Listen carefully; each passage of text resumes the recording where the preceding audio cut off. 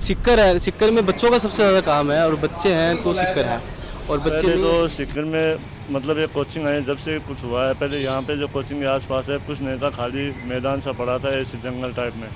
2015 के बाद में सीकर ने जो रफ्तार पकड़ी थी वो बड़ी ही देखने योग्य और बहुत शानदार थी।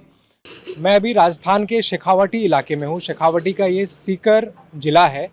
यहाँ आने का मकसद ये है कि पिछले कुछ सालों में सीकर में काफ़ी बड़े बदलाव हुए हैं और बड़े बदलाव के पीछे का जो कारण है वो यहाँ की कोचिंग इंडस्ट्रीज़ है।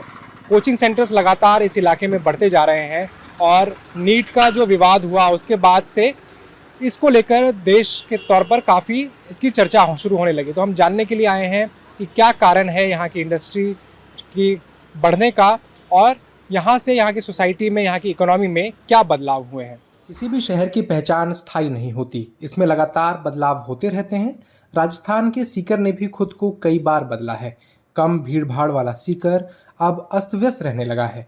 सीकर हवेलियों और किलों के लिए प्रसिद्ध रहा है और हालिया समय में इस शहर को खाटू श्याम मंदिर ने एक अलग पहचान दी है। लेकिन अब राष्ट्रीय स्तर पर उभरते कोचिंग हब के तौर पर इसे जाना जाने लगा है। गली गली में बन रहे हॉस्टल्स, पीजी और लगातार नई कोचिंग सेंटर के खुलने से इस शहर की अर्थव्यवस्था में आमूलचूल परिवर्तन आ गया है। इस बदलाव के कारण इसकी तुलना राजस्थान के कोचिंग हब कोटा से की जाने लगी है और लोग सीकर को मिनी कोटा भी कहने लगे हैं। लेकिन इस शहर के लोग इस पहचान से परहेज करते हैं। बड़े बड़े होर्डिंग्स कोचिंग नगरी या फिर शिक्षा की काशी नगरी के तौर पर सीकर को प्रदर्शित कर रहे हैं। हाल ही में आए नीट यूजी नतीजों में सीकर के शानदार प्रदर्शन ने इसकी राष्ट्रीय तौर पर पहचान बना दी। 2015 के बाद में सीकर ने जो रफ्तार पकड़ी थी वो बड़ी ही देखने योग्य और बहुत शानदार थी। 2015 तक जहां सीकर 15 से 20 हज़ार बच्चे पढ़ा रहा था वो सीकर डायरेक्टली 40-50 हज़ार बच्चों पे जंप हुआ। और सीकर में जो सबसे अच्छी चीज़ रही थी वो ये है कि सीकर की जो सिक्योरिटी वाला जो पॉइंट है, जहाँ पे बच्चे हों, बच्चियाँ हों, गर्ल्स बॉयज़ दोनों के लिए ही सीकर बहुत ज़्यादा सेफ है, सिक्योर है। थोड़े लेस प्रोफेशनल रहा है सीकर। बहुत ग्रामीण स्तर का किसान, गरीब, मजदूर, गांव ढाणी का बच्चा यहाँ आता है। और सबसे जो अच्छी बात सीकर की आप आज के दिन सुनेंगे या जानेंगे तो वो यही है कि प्रेशर बिल्कुल है ही नहीं। शहर का पिपराली रोड और नवलगढ़ रोड कोचिंग सेंटर के गढ़ हैं और इन इलाकों में नीट और आईआईटी के करीब 20 से ज़्यादा कोचिंग चलती हैं और इनमें से करीब आधा दर्जन से ज़्यादा कोचिंग कोविड के बाद खुली हैं, जिसमें अनअकैडमी, डीएस इंस्टीट्यूट, फिजिक्स वाला शामिल है। नीट यूजी के नतीजों में देश के 50 टॉप स्कोरिंग सेंटर्स में 37 राजस्थान के सीकर जिले के थे। यहाँ कोचिंग चलाने वाले लोगों को भी इस पर भरोसा करना आसान नहीं था कि सीकर का पता लगा। हमें भी एक्सपेक्टेड नहीं था कि सीकर की परफॉर्मेंस कोटा से बेटर है और सब बहुत पुराना मेहनत है। 20-25 साल से लोग काम कर रहे हैं, इसलिए आज आपके सामने सीकर एजुकेशन हब बना है। और बहुत सारे लोग हैं, बहुत सारी कोचिंग्स हैं, बहुत सारे कोचिंग डायरेक्टर्स हैं जो सीकर को दिन रात मेहनत करके बच्चों पे अपने खुद के बच्चों की तरह इमोशनल टच के साथ जो काम कर रहे हैं, इसलिए शायद बच्चा अच्छा भी कर रहे हैं। मैं उम्मीद करता हूँ कि सीकर इसी तरह आगे बढ़ता जाए और शायद हम लोग संख्या वाइज कोटा को पीछे छोड़ दें। सीकर की जो तुलना है वो कोटा से की जा रही है, इसको मिनी कोटा भी कहा जा रहा है। इस तुलना को आप कैसे देखते हैं और कोटा की जो कोचिंग इंडस्ट्री है उसमें और सीकर की जो कोचिंग इंडस्ट्री है इसमें आप क्या फ़र्क देखते हैं? सर ये सीकर रहने दो सर, मिनी कोटा नहीं है हम लोग हम लोग सीकर ही हैं। और मैं आपको सर अपने पहले ही बात बता रहा था कि हमारा ही कोटा में जो आपने देखा होगा कि थोड़ा सा माहौल का जो आप कुछ भी कह लीजिए, मैं नाम नहीं ले सकता, नहीं लेना चाहिए, जो नेगेटिव जो माहौल जो कोटा के कोचिंग्स में बन रखा है, क्या उन्होंने बना रखा है, वैसा माहौल सीकर में नहीं है। क्योंकि सीकर में बच्चा फर्स्ट ऑफ ऑल कोटा इतना फाइनेंशियल बर्डन बच्चे पे नहीं आता है। सीकर में कोचिंग सेंटर की शुरुआत 1996 में हुई जब सीएलसी कोचिंग श्रवण चौधरी ने शुरू की। उसके बाद 2006-07 में जो है वो एक नई कोचिंग इंडस्ट्री जो है वो यहाँ पर रूप लेने लगी और 2015 के बाद से यहाँ पर कोचिंग सेंटर्स का जो है वो बूम आने लगा। इसके वजह से यहाँ पर hostels, PG, stationery shops, cafes, इस तरीके का एक मार्केट डेवलप हुआ। लेकिन अभी भी इंफ्रास्ट्रक्चर लेवल पर, रिसोर्सेज के लेवल पर सीकर में काफ़ी ज़रूरतें हैं और इंफ्रास्ट्रक्चर के लेवल पर ये काफ़ी पीछे है। यहाँ के जो कोचिंग मालिक हैं उनका लगातार ये कहना है, वो आवाज़ उठाते हैं कि यहाँ के इंफ्रास्ट्रक्चर को लेकर सरकार को कुछ करना चाहिए, लेकिन अभी तक ऐसी स्थिति जो है वो नज़र नहीं आ रही। सीकर बेसिकली कोचिंग हब 96 से शुरू हुआ, जब मेरे पापा ने 96 के अंदर कोटा से बीटेक करके जो वहाँ की कोचिंग को सेटअप देख के लगा कि मुझे भी सीकर में कोचिंग डालना चाहिए। तो basically he was the first entrepreneur of this industry.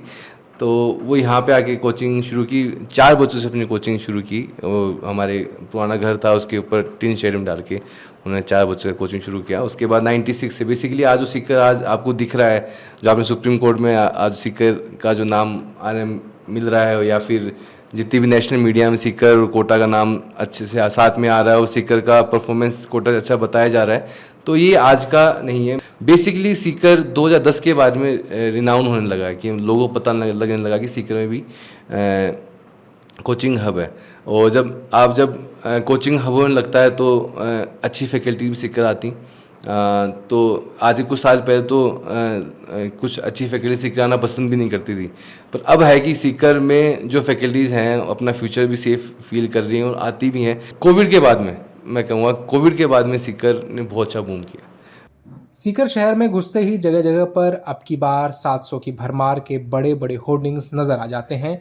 बिजली के खंभों, दीवारों से लेकर सड़क के बीचों बीच हरियाली के लिए रखे गमलों तक पर कोचिंग सेंटर्स के पोस्टर चिपके दिखते हैं। शहर मानो ऐसा लगता है कि होर्डिंग्स, पोस्टर और गली गली से निकलते बच्चों के शोर में डूब गया हो। कोचिंग उद्योग के कारण शहर का एक हिस्सा गुलजार हो चला है। तो सीकर में जैसे आईआईटी और नीट का जैसे क्रेज हुआ, और पहले अपना ये क्रेज था जो कोटा के अंदर था, और भी जगह था जो बाहर में थे, जो बच्चे बाहर जाते थे, किसी के पास अफोर्ड नहीं कर पाते हैं, तो वो बच्चे यहाँ सीकर आने लगे। सीकर आने के बाद में बहुत सी बच्चों को ये हुआ कि यहाँ पे सीकर में अच्छी पढ़ाई है, कम रेट के अंदर पढ़ाई है, हॉस्टल्स है, पीजीज है, और हम जैसे दुकानदार है, जैसे मैंने आज 2019 में दुकान की है, तो मेरे को भी रोज़गार मिला है सीकर की वजह से। और सीकर के रहने वाला हूँ, एक छोटी सी स्टेशनरी शॉप चलाता हूँ मैं। और सीकर में बहुत से लोग ऐसे हैं जो बाहर के आए हुए लोग हैं, उनको अच्छा रोज़गार मिला है इतने में। और सीकर में जितनी जो एजुकेशन हुई है ना, जो कोटा से मुताबिक, तो मेरे को पता है कि कोटा से बेटर दिया है सीकर ने, 200% दिया है। इस बार रिजल्ट है जो सीकर का सबसे बेस्ट रिजल्ट है, जो सीकर का है। कोटा पहले कोटा का रिजल्ट आता था, अब सीकर का आता है अपना।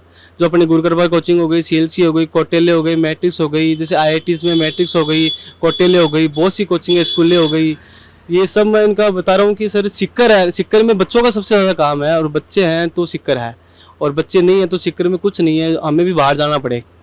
तो सीकर में बच्चों का ये सब कुछ सर, और बच्चे हैं तो हम हैं। सीकर के पिपराली रोड की तंग गलियों में स्थित महाराजा बॉयज़ हॉस्टल में शाम के करीब 6 बजे एक पेड़ के नीचे कढ़ी पक रही थी। पहले माले पर खड़े कुछ छात्र खाना पकते हुए देख रहे थे। यह उनके रात के खाने की तैयारी थी। सीकर में पिछले 10-15 सालों से जो कोचिंग सेंटर्स की तादाद बढ़ी है, बहुत सारे कोचिंग सेंटर्स खुले हैं, उसके बाद जो है यहाँ की इकोनॉमी भी जो है काफ़ी चेंज हुई है। यहाँ का जो शहर है, शहर की बनावट है, उसमें भी काफ़ी बदलाव हुए हैं। इसमें हॉस्टल्स हो गए या पीजी हो गए, स्टेशनरी शॉप्स हो गई, बहुत बड़ी तादाद में ये खुले हैं। और एक हॉस्टल चलाने वाले, महाराजा बॉयज़ हॉस्टल चलाने वाले मुकेश जी हमारे साथ हैं। हम इनसे जानेंगे कि शहर कितना बदला। मुकेश जी, आप कब से ये हॉस्टल चला रहे हैं? सर हमें 5 साल हो गए हॉस्टल चलाते हुए, और जब से हॉस्टल बिल्डिंग बनी है जब से हम ही चला रहे हैं। और कितने बच्चे हैं अभी यहाँ पर इस हॉस्टल में? हमारे पास 24 सीट हैं, 24 बच्चे पूरे हैं, अभी फुल हैं 24 सीट। और कितने रुपए महीने देते हैं बच्चे? बच्चे से 8-8.5 हज़ार रुपये एक बच्चे को देते हैं पर मंथ। खाना पीना रहना नाश्ता सब उसी में। पिछले 15-20 सालों में सीकर कितना बदला? पहले जो सीकर था जब आप लोग बचपन में देखते थे, उसके बाद अभी का सीकर में क्या बदलाव देखते हैं? पहले तो सीकर में मतलब ये कोचिंग है जब से कुछ हुआ है। पहले यहाँ पे जो कोचिंग के आसपास है कुछ नहीं था, खाली मैदान सा पड़ा था ऐसे जंगल टाइप में। अब जाके तो आप देखो बिल्डिंगें हो गई बड़ी बड़ी, सब हॉस्टल ही हॉस्टल है। हमारे साथ सीकर में पढ़ने वाले कुछ छात्र हैं जो गुरु कृपा कोचिंग सेंटर में पढ़ते हैं। हम इनसे जानेंगे कि इनका यहाँ किस तरीके का अनुभव रहा है जब शहर एक तरीके से विकसित हो रहा है, इंफ्रास्ट्रक्चर लेवल पर काफ़ी चीज़ें यहाँ पर हो रही हैं। वैसे में जो नए छात्र छात्राएं यहाँ पे आ रही हैं उनका अनुभव किस तरीके का है? क्या नाम है आपका? मेरा नाम ब्रिजेश है। कहाँ से हैं आप? मैं अलवर से हूँ। अलवर और सीकर में क्या फ़र्क लगा आपको, और जब यहाँ कोचिंग लेने आए तो क्या सोच कर आए आप? अलवर और सीकर में बहुत फ़र्क है। उधर की स्कूलिंग में इतना कंपटीशन नहीं है, यहाँ में कंपटीशन है, ज़्यादा पढ़ाई करने का प्रेशर वो होता है। माहौल भी इधर का सीकर का सी है। और आईआईटी जेईई और नीट के लिए लोग हमेशा से कोटा जाते रहे हैं, कोटा का पूरे भारत में नाम है, तो वहाँ की जगह आपने सीकर को क्यों चुना है? कोटा पहले बहुत अच्छी जगह थी, लेकिन आजकल वहाँ सुसाइड किलिंग बहुत ज़्यादा हो रहे हैं। वो जगह ख़राब होती जा रही है, इसलिए लोग ज़्यादातर सीकर आना पसंद कर रहे हैं। और जब सीकर को आप सुन रहे हैं कि सीकर जो है एक तरीके से कोचिंग सेंटर्स का एक हब बन रहा है, जिस तरीके से कोटा हुआ करता था, तो आपको ये लगता है कि कोई महसूस होता है, आप लोग चर्चा करते हैं आपस में जब भी बैठते होंगे खाने पे, कि जैसा कोटा बन गया बहुत सालों में, कि वहाँ पे सुसाइड्स को लेकर काफ़ी चर्चाएं होने लगी, काफ़ी सुसाइड्स होने लगे, तो वो खतरा सीकर पे भी हो सकता है आने वाले टाइम में? हाँ, हो सकता है, पर ऐसा नहीं होगा, क्योंकि वहाँ पर कोटा के अंदर तो वो रोज़ ही एक दो दिन में खबर आती रहती है कि वहाँ पर हत्या होने लगी, कोई फांसी खा रहे हैं, कोई क्या कर रहे हैं। और यहाँ पर तो मतलब वहाँ से ज़्यादा यहाँ पर आने लग गए, कोटा से भी यहाँ पर आने लग गए बच्चे। कोटा में इस साल अभी तक 13 छात्रों ने आत्महत्या की है, वहीं ये आंकड़ा 2023 में 26 था। राष्ट्रीय स्तर पर कोटा की जिस तरह की छवि बीते एक दशक में बनी है, उसने हजारों की संख्या में छात्रों को कोटा छोड़ने को मजबूर कर दिया है। यही कारण है कि कोटा में 2024 में एडमिशन में करीब 31% की गिरावट आई है।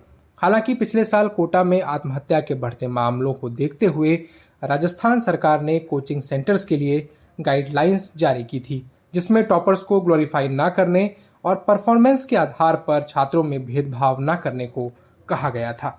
सीकर की जो कोचिंग इंडस्ट्री है, इसकी तुलना बार बार कोटा से की जा रही है कि कोटा से ये ज़्यादा इमर्जिंग की तरफ बढ़ रहा है, लेकिन अभी देखना होगा कि इसके आंकड़े तो अभी कुछ उपलब्ध नहीं है। जैसा कि कोटा जो है 6,000 करोड़ रुपए की इकोनॉमी है, वहीं एक अनुमान है कि सीकर की जो इकोनॉमी है वो करीब 1,500 से 2,000 करोड़ रुपए के बीच की है।